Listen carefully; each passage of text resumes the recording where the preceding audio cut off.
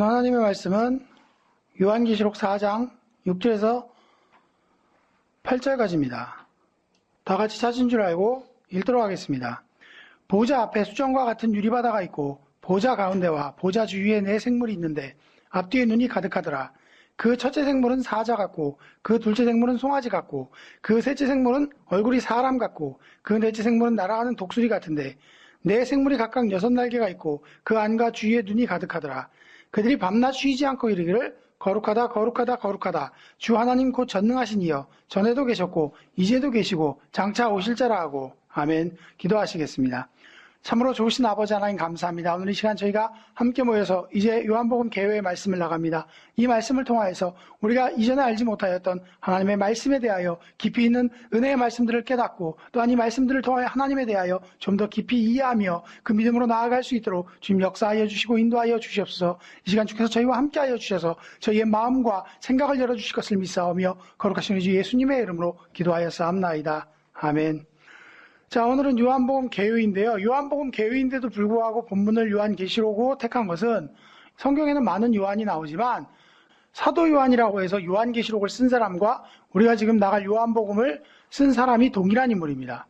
그래서 요한계시록과 요한복음은 사도 요한이라고 불리우는 인물이 썼어요. 사도 요한은 예수님의 12 제자 중에 한 명이었고요. 이전에 세례 요한의 제자였다가 예수님에게 보냄을 받고 예수님의 제자가 된 인물입니다. 근데 우리가 요한복음을 나가기 이전에 요한복음에 대한 기록된 관점을 여러분들이 이해를 하셔야 되는데, 여러분들이 사복음서가 성경에는 마태, 마가, 누가, 요한이라고 해서 사복음서가 기록되어 있습니다. 이게 신약 성경의 가장 처음을 장식하고 있죠. 근데 이 복음서는 전부 다 복음서가 가지고 있는 관점이나 기록하는 목적이 다 다릅니다. 그러니까 예수님에 대해서 증거한 것은 맞지만 서로 증거하고자 하는 내용이 약간씩 틀리다는 겁니다. 그래서 우리가 요한복음을 나가기 이전에 이 개요 시간을 통해서 여러분에게 이 사복음서의 관점을 잠깐 잡아드릴 거고, 그리고 나서 요한복음의 각도와 관점을 여러분에게 설명을 드리고자 합니다.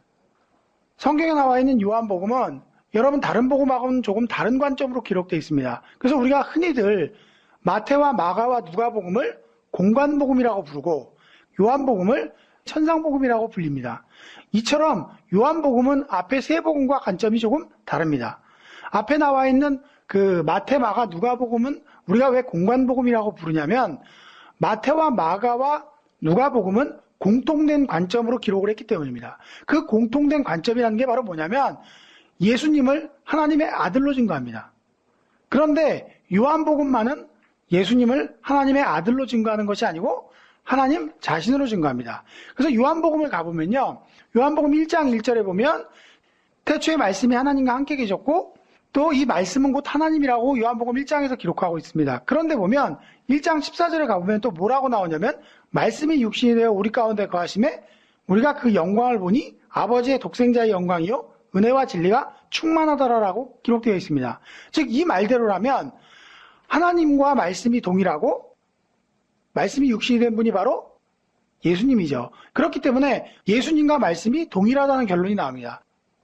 말씀과 하나님이 동일하고 말씀과 예수님이 동일하다면 예수님과 하나님이 동일하다는 결론이 나오기 때문에 우리가 다른 복음하고 달리 요한복음은 예수님을 하나님 자신으로 증거하고 있다는 것을 여러분들 기억하시면 되겠습니다. 그래서 보면 또 이러한 공통된 하나님의 아들로 보는 공관복음의 관점과는 달리 요한복음에서는 그 기록 방식에 있어서도 다소 차이가 납니다.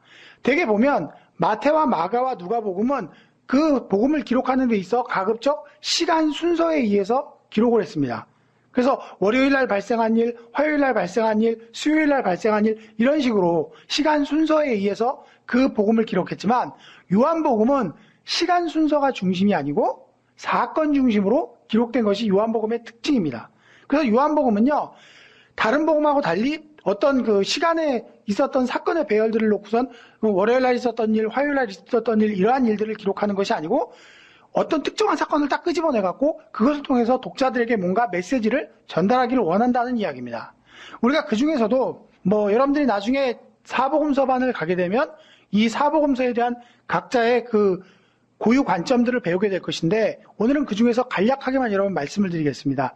마태복음은요, 마태라는 예수님의 제자가 12제자 중에 한 명이었던 마태라는 인물이 복음서를 기록한 겁니다. 그런데 마태복음에 보면 특징적으로 맨 처음 시작하는 게 뭐냐면 족보 이야기가 나와요.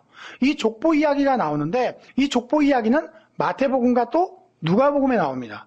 그런데 여러분들이 성경을 자세히 살펴보시다 보면 마태복음에 나오는 족보와 누가복음에 나오는 족보가 약간 다릅니다. 그래서 마태복음에서는 예수님의 아버지를 요셉이라고 기록하고 있지만 반면에 누가복음에 가보면 예수님 이상을 헨리라고 해서 다른 인물이 나와요. 그러니까 이름이 두 개가 아니고 이건 전혀 다른 사람입니다. 그러니까 무슨 얘기냐면 마태복음에 기록된 것은 다윗의 계보를 기록한 것이고 누가복음에 기록한 것은 마리아의 계보를 기록한 거예요. 그렇기 때문에 그 계보가 다릅니다. 그런데도 유독 이 두 복음에만 족보가 기록됐는데 마태복음에서 다윗의 족보를 기록한 까닭은 예수님을 왕으로 오시는 예수님으로 증거하길 원했기 때문입니다. 그래서 여러분들이 마태복음을 쭉 읽다 보면 마태복음에는 계속해서 왕으로서의 선포, 왕으로서의 증거 이런 식의 말씀들이 굉장히 많이 나와요. 반면에 누가복음의 기록을 보시면 누가복음은 여러분 다른 별명으로 어떻게 불리냐면 인자의 복음이라고도 불립니다.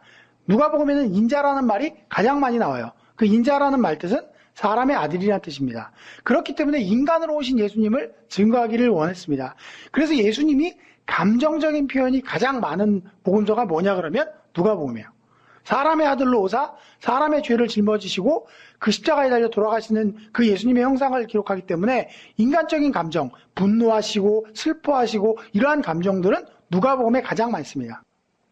반면에 마가복음은요, 예수님의 직접 제자인 12제자가 아닌 다른 제자였던 마가라는 청년이 성경에 나옵니다. 그 마가가 기록한 게 마가복음인데 이 마가복음의 기록을 보면 마가는 원래 바울과 베드로의 수종드는 사람이었어요.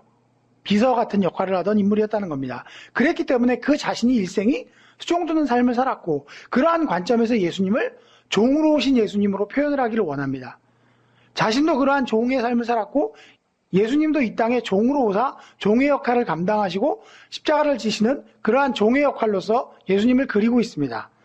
반면에 요한복음은 아까도 여러분에게 말씀을 드렸다시피 이러한 하나님의 아들의 관점에서 기록한 게 아니고 하나님 자신으로 기록했기 때문에 다른 복음하고는 전혀 다른 관점을 가지고 기록을 했습니다. 그런데 이 요한복음의 특징은요, 요한복음은 굉장히 상징적으로 되어 있습니다. 다른 복음하고 달리 서술적이지 않고 어떤 사건 중심적으로 기록하다 보니까 요한복음 자체가 굉장히 상징적으로 기록되어 있다는 것을 여러분 마음에 기억하시고 말씀을 들으십시오. 그런데 보면 예수님의 12제자들이 거의 다 순교를 합니다. 예수님의 12제자들이 거의 순교를 하는데 이 사도 요한만 순교하지 않습니다. 그것은 순교당할 기회가 없어서가 아니고 로마인들이 그를 끓는 기름가마에 집어 던졌지만 그가 죽지 않고 살아났기 때문에 두려워해갖고 반모라는 섬으로 유배를 보냅니다. 그곳에서 기록한 게 바로 요한계시록입니다. 그래서 요한은 하나님께서 요한계시록을 기록하게 하기 위해서 아마도 살려둔 것이 아닌가라는 추측을 하게 합니다.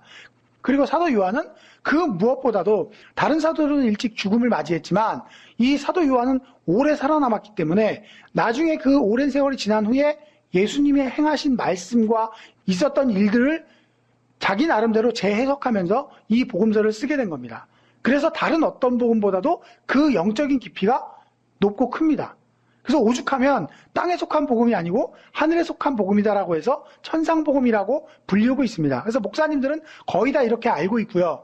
대부분의 주석집이나 여러 가지 설교를 하시는 목사님들은 대부분 이 관점을 다 알고 있습니다. 그래서 뭐라고 설명들을 하냐면 마태복음은 왕의 복음이라고 불리우고 마가복음은 종의 복음이라고 불리우고 누가복음은 인자의 복음이라고 불리우고 요한복음은 천상복음이라는 별명을 가지고 있습니다. 그런데 오늘 여러분 본문으로 보시면 요한계시록을 제가 여러분에게 본문으로 택해서 읽었는데 왜냐하면 이 요한복음과 요한계시록을 기록한 사람이 동일한 사도 요한이기 때문에 그렇습니다. 사도 요한은 이 복음서를 기록함에 있어서 굉장히 영적인 내용들을 증거하길 원했어요. 그러다 보니까 그 영적인 내용들을 상징적으로 묘사해 놓고 있습니다. 그래서 우리가 성경에 나오는 이러한 상징성을 알지 못하면 사실 성경을 읽어도 잘 이해할 수 없는데 그 상징의 가장 최고봉이 뭐냐면 요한계시록입니다. 여러분 성경을 읽을 때마다 사실 창세기와 요한계시록 내용이 가장 어려운 부분 중에 하나인데 그 내용을 잘 이해하지 못합니다. 그 까닭은 상징성으로 쓰여져 있기 때문에 그렇고, 여러분이 오늘 요한계요를 통해서 이러한 상징성에 대해서 접하게 되고 이해하게 된다면 요한복음을 이해하는 데도 훨씬 도움이 될 것이기 때문에 요한계시록에 나와 있는 4장 말씀을 통해서 여러분에게 요한복음이 어떤 방식으로 쓰여져 있는지 설명을 드리고자 합니다. 요한계시록 4장은요, 요한이 입신을 해갖고 하나님의 세계에 올라간 상태, 일명 휴거라고도 하고 일명 입신했다고도 하는 그러한 상태에서 본 영적인 세계를 기록한 겁니다. 거기 보면 4장 1절에서부터 보죠. 이일 후에 내가 보니 하늘에 열린 문이 있는데 내가 들은 바 처음에 내게 말하던 나팔소리 같은 그 음성이 가로되 이리로 올라오라. 이후에 마땅히 될 일을 내가 내게 보이리라 하시더라. 내가 곧 성령에 감동하였더니 보라, 하늘에 보좌를 베풀었고 그 보좌 위에 앉으신 이가 있는데 앉으신 이의 모양이 벽옥과 홍보석 같고 또 무지개가 있어 보좌에 둘렸는데 그 모양이 녹보석 같더라. 또 보좌에 둘려 24 보좌들이 있고 그 보좌 위에 24 장로들이 흰옷을 입고 머리에 금면류관을 쓰고 앉았더라. 보좌로부터 번개와 음성과 내성이 나고 보좌 앞에 7등불 켠 것이 있으니 이는 하나님의 7영이라. 보좌 앞에 수정과 같은 유리바다가 있고 보좌 가운데와 보좌 주위에 4생물이 있는데 앞뒤에 눈이 가득하더라. 그 첫째 생물은 사자 같고 그 둘째 생물은 송아지 같고 그 셋째 생물은 얼굴이 사람 같고 그 넷째 생물은 날아가는 독수리 같은데 4생물이 각각 6날개가 있고 그 안과 주위에 눈이 가득하더라. 그들이 밤낮 쉬지 않고 이르기를 거룩하다 거룩하다 거룩하다 주 하나님 곧 전능하신 이여 전에도 계셨고 이제도 계시고 장차 오실 자라 하고라고 기록되어 있습니다. 자, 이 말씀의 내용을 여러분들이 읽으면서 사실 하나님의 보좌가 이렇게 생겼을까 여러분들이 생각들을 많이 하게 될 겁니다. 또 여러 가지 상상들을 하겠지만 여기에 나와 있는 이 하늘 보좌와 그리고 여기에 나와 있는 4생물은요, 사실은 이게 전부 다 상징적으로 기록되어 있기 때문에 여러분들이 이것들을 그대로 이해하게 되면 엉뚱한 상상을 하게 되거나 잘못된 결과를 추론하게 되어 있습니다. 근데 이것은요, 전부 다 상징이에요. 사실 여기에 나와 있는 이 4생물은요, 여러분들이 무엇인지 이게 도대체 정말 하나님 보좌에 이러한 생물들이 있을까라는 상상을 하게 되지만 이러한 것은 실제의 생물들이 아닙니다. 이것은 상징적인 것으로 이 4생물은요, 곧 사복음서를 의미합니다. 아니, 이 4생물이 어떻게 사복음서를 상징하느냐 생각들을 하시겠지만 여기에 나와 있는 4생물은요, 자, 여러분 지금 보면 제일 먼저 언급되어 있는 게 하나님 보좌가 언급되어 있고 그리고 보좌 주위에 있는 보석들이라든가 치장되어 있는 하나님의 보좌를 설명하고 있고 그 보좌 앞에 24 장로들이 있고 그 앞에 수정과 같은 유리바다가 있고 그 앞에 4생물이 있다라고 얘기를 합니다. 이것은 무엇이냐면요, 이 배열 자체가 하나님께로 나아가는 길을 나타내고 있는 거예요. 그러니까 우리가 하나님 앞에 나아가려면 제일 먼저 마주하게 되는 게 바로 뭐냐면 4생물이죠. 이 4생물을 거쳐서 유리바다를 거쳐서 7등불을 거쳐서 24 장로들을 거쳐서 하나님의 보좌 앞에까지 가게 되는 겁니다. 근데 거기에 나와 있는 여러 가지 의미들을 우리는 잘 이해하기가 힘들게 기록되어 있어요. 그래서 여러분에게 4생물부터 시작해서 바로 하나님의 보좌까지 설명을 드리고자 합니다. 첫 번째 나오는 4생물은요. 자, 4생물의 형상이 첫 번째는 사자 같다 그러죠. 사자는 바로 뭐예요? 여러분도 알다시피 일반적으로 사자는 백수의 왕으로 불리죠. 그래서 이것은 왕의 복음인 마태복음을 상징합니다. 그리고 둘째 생물은 송아지 같다라고 얘기하죠. 송아지는 여러분 알다시피 평생을 사람에게 봉사하고 희생하는 동물의 상징입니다. 그래서 이 송아지는 바로 종으로 오신 예수님을 상징하는 마가복음을 상징하는 겁니다.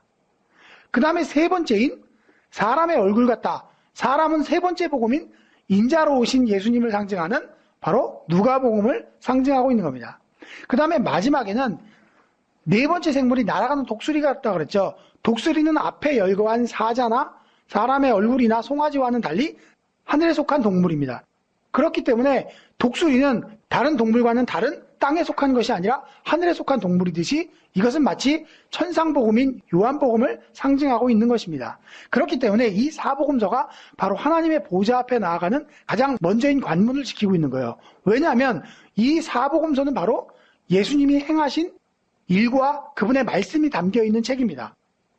그러니까 우리가 구원받는 조건이나 우리가 구원을 얻을 수 있는 자격이 바로 이 사복음서에 있는 거예요. 누구든지 이 사복음서를 통하지 아니하고는 하나님께로 나아갈 수가 있다 없다? 없다는 걸 보여주기 위해서 내 생물이 거기에 언급되어 있는 겁니다. 그래서 하나님의 보좌로 나아가기 전에 그리스도를 통한, 그리스도께서 행하신 사복음서를 통해서 그분이 우리를 향해서 구원하시고 속죄를 이루신 그 모든 것들을 통해야만 하나님께로 나아가게 되는 것이고, 바로 그 다음 단계로 넘어가게 되면 보좌 앞에 수정과 같은 유리바다가 있고 보좌 가운데와 보좌 주위에 내 생물이 있다라고 얘기를 했죠. 이 수정과 같은 유리바다는요, 무엇이냐면 바로 우리가 사복음서를 통해서 예수 그리스도의 은혜를 통해서 죄속함을 받게 되면 우리가 그 보좌 앞으로 나아가기 전에 완전히 정결함을 입었는가 입지 않았는가를 비춰보는 곳이에요. 결국 그것을 통해서 우리의 죄가 정말 정결하고 맑게 되었을 때 하나님 앞에 나아갈 수 있다는 것을 상징하는 것입니다.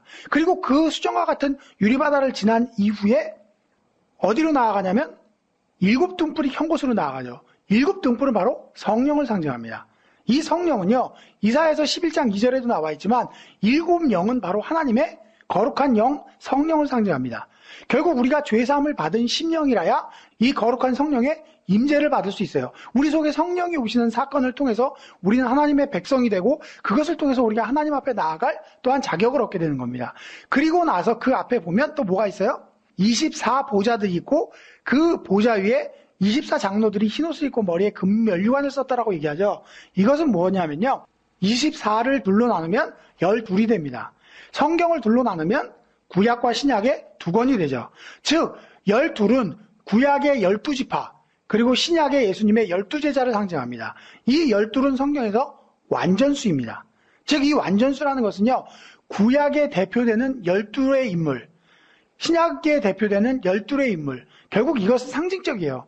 진짜 12사도가 거기에 앉아있다는 것이 아니고 진짜 구약의 12지파의 아론이나 시므온이나 레위가 그 자리에 앉아있다는 게 아닙니다. 상징적으로 그것은 구약에 속한 모든 백성들의 상징이 12장로인 것이고 신약에 속하는 모든 대표가 바로 12장로인 거예요. 그래서 합이 24장로가 되는 겁니다. 24장로들은 결국 모든 믿는 자의 대표인 겁니다. 구원받을 성도들의 대표로서 하나님 보좌 앞에 그들이 앉게 될 것임을 얘기하고 그들이 금면류관을 썼다라고 얘기하죠. 우리가 믿음을 잘 지키고 하나님 나라에 가게 된다면 이처럼 금면류관의 상급을 받을 것이고 또 하나님의 백성으로 이렇게 세우심을 입는다는 것에 대한 상징인 겁니다. 그리고 이 24보좌를 거쳐서 그 다음에 하나님의 보좌 앞으로 나아가게 되는데 이 보좌에는요, 그 앉으신 이의 모양이 벽옥과 홍보석 같고 무지개가 있어 보좌에 들렸는데 그 모양이 녹보석 같다라고 얘기하면서 3가지 보석이 나옵니다. 첫 번째가 벽옥이고요, 2번째가 홍보석이고요, 3번째가 녹보석입니다. 그래서 보면 여러분 벽옥은요, 여러 가지 색깔을 나타내는 보석의 일종입니다. 가장 많은 색깔을 나타내는 게 붉은 계통이에요. 그래서 이 옥 종류의 그 산화 철 성분이 들어가서 붉은 빛깔을 내는 게 이 벽옥이고 또 어떤 색깔은 또 흰 색깔을 나타내기도 하고 갈색이나 푸른색이나 여러 가지 색깔을 동시에 나타내기도 합니다. 그런데 이 벽옥은 가장 많이 두드러지게 나타나는 색깔이 붉은색입니다. 그리고 그 다음에 나오는 홍보석은 여러분 알다시피 완전한 빨간색. 이것이 무슨 보석을 상징하냐면 루비를 상징합니다. 루비. 여러분 루비를 보신 적이 있다면 아실 겁니다. 루비는 투명한 빨강이죠. 그 다음에 나오는 녹보석은요, 에메랄드를 상징합니다. 에메랄드도 투명한 녹색입니다.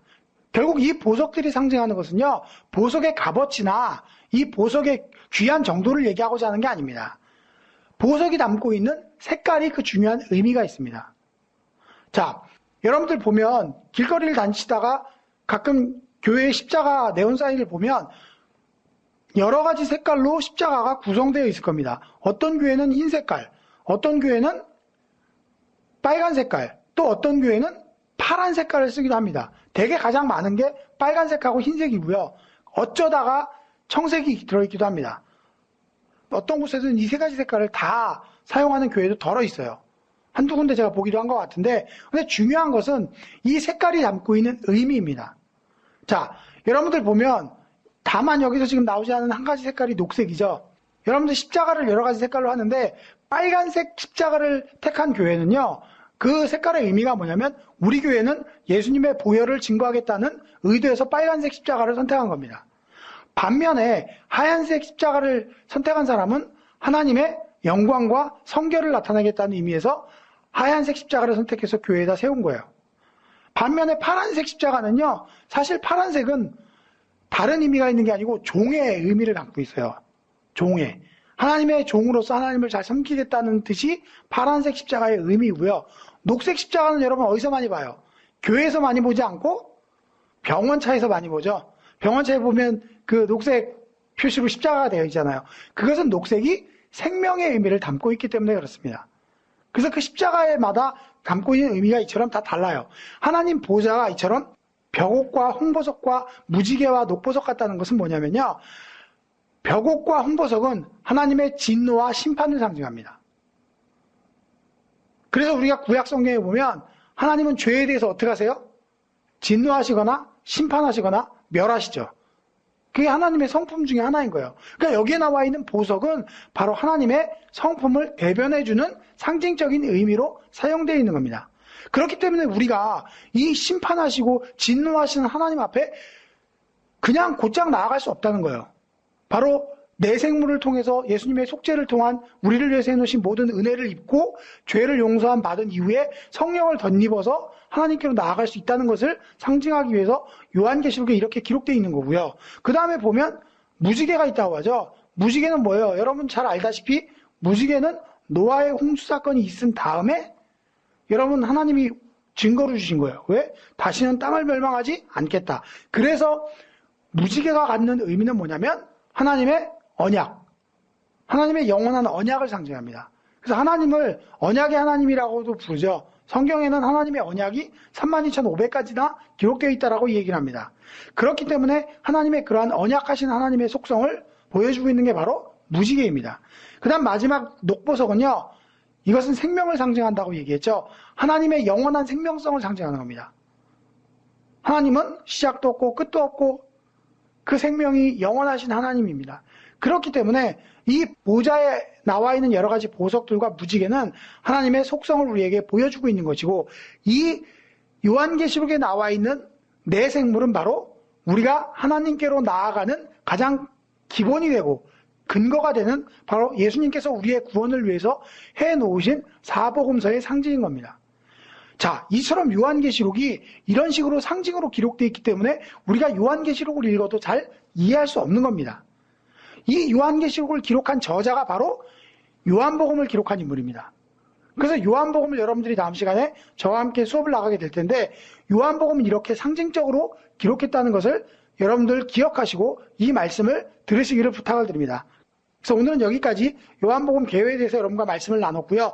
다음 시간에는 요한복음 1장에 대해서 또 수업을 나가도록 하겠습니다. 오늘은 여기까지 하고 말씀을 마치도록 하겠습니다. 기도하겠습니다. 참으로 좋으신 아버지 하나님 감사합니다. 오늘 이 시간 요한복음 개요를 통하여서 이제 사도 요한이 이 요한복음과 요한계시록을 기록하면서 정말 상징적으로 성경을 쓰고 있고 우리에게 의미를 전달해주기 원한다는 사실을 깨달았습니다. 정말로 이 말씀을 통하여서 우리가 이전에 알지 못하였던 하나님의 그 놀라운 비밀과 섭리들을 깨닫게 도와주시고 하나님의 말씀을 좀 더 깊이 이해할 수 있도록 주님께서 저희와 함께하여 주시옵소서. 이 시간 함께하여 주심을 감사드리오며 거룩하신 우리 주 예수님의 이름으로 기도하여 싸움나이다. 아멘. 구독, 좋아요, 알림 설정 해주세요. Subscribe, like, set notifications.